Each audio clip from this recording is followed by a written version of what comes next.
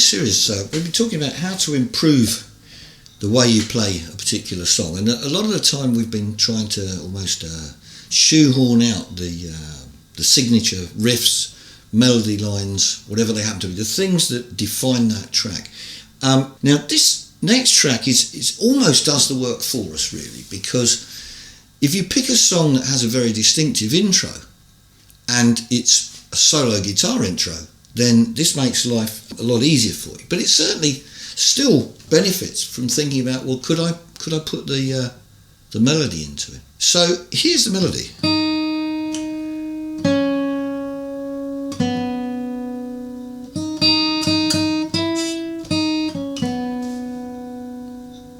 Okay, that's 3 notes in varying orders, not very difficult. Okay, but what song is it? It's this one.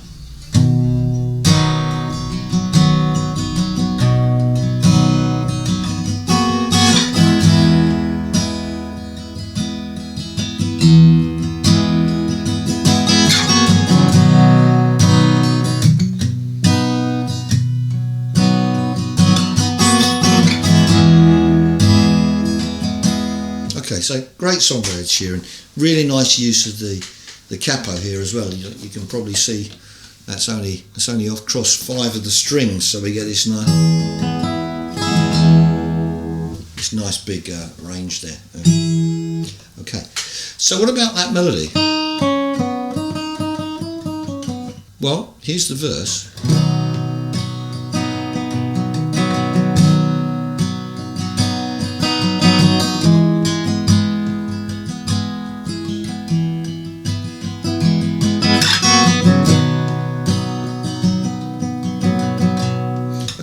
Now, it's not very difficult to fit this in.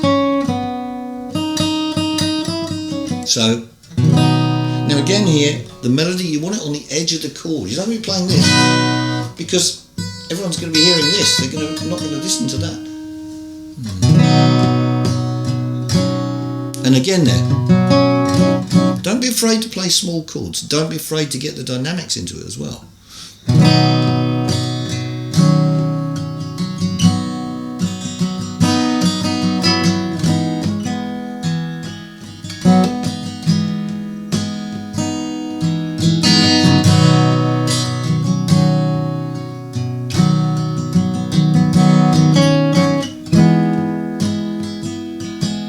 And you can pick out that melody very, very easily, but you've got to be delicate with the pick. There's no point in crashing around like an elephant there. Now, just talking about that thing about dynamics,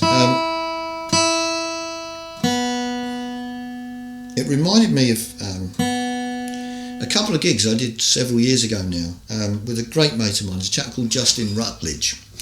Justin is a Canadian guy.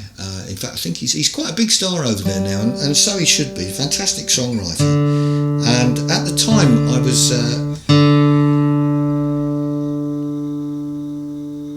I just finished playing. Well, not finished playing, but I was playing pedal steel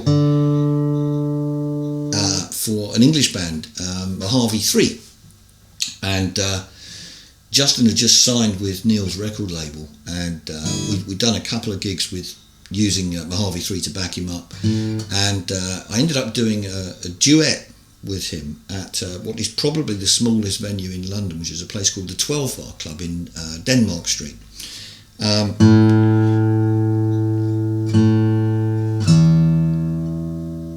Okay, now to give you an idea of how small the 12 Bar Club is, there's a balcony opposite the stage, and there's 2 tables on this balcony area. And if you're standing on the stage, you can actually put your drink on the edge of the balcony. It's about this far away from you. So it was a bit like playing in a doctor's waiting room. And so anyway, that was great fun. And Justin said, "Look, I'm playing it just down the end of this street on whenever it was, a couple of days later. Do you want to come along and play?" And I said, "Yeah, it's great. What?" Anyway, so I thought, what's at the end of the street? I said, "Oh, it's the Astoria." Okay, so there's me and him. I'm playing pedal steel, he's playing acoustic guitar. And this is entirely about dynamics and, well, not to be scared, not to come out bashing stuff, okay? Now you've got to bear in mind Justin was quite a young man at the time, 23, 24. Now to some of you that'll sound old, but in musicians' terms that's very young. And what he did was so mature and absolutely got the audience. Okay, it's a sellout show. I don't know what the capacity is. I would guess about 1,000 people roughly. He's got an acoustic guitar, I've got pedal steel. And he starts the set with a song called Special, which, check it out, stream it, buy it, whatever you do. He's a great guy. He deserves everything he gets. And it starts with this line. Okay, now you would think, confronted with 1,000 people, he'd be going, not a bit of it. I'll play pretty much to what he played.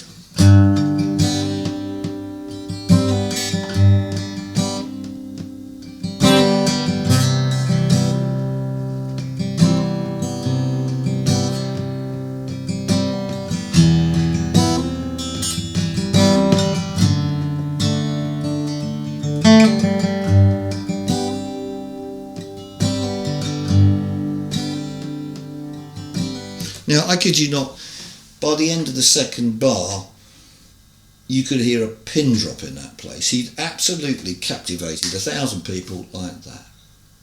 So don't be afraid to be subtle. It's a great, great quality which, without being rude to anybody, can be lacking a bit in us guitarists at times. Okay, so that's not quite the last in this series. I've got, I think, one more to come. I'm going to be looking at a song a mate of mine wrote with a great band. What are they called? Nothing But Thieves. Okay, that's terribly rude, not remembering their name, isn't it? But I was very struck by this song, and not only by the song, but I thought Connor's vocal on it is just out of this world. You can check it out. I think they're performing at Abbey Road, which is kind of cool in itself. But what a performance from this guy! They're doing some really, really good work, these guys. And I think it may well be they're playing at the Reading Festival this year as well, which they would thoroughly deserve to do. But anyway, so that's the subject for the next video. In the meantime, thanks for listening to this one. And as I say, just get that subtlety into your playing. Think about which strings you want to hit. Think about where the melody is, and think about the hallmark riff of the song that you're playing. That's what will identify it for you. Anyway, enough of all that stuff. Please subscribe, and thanks ever so much for watching, and I'll see you soon. Bye for now.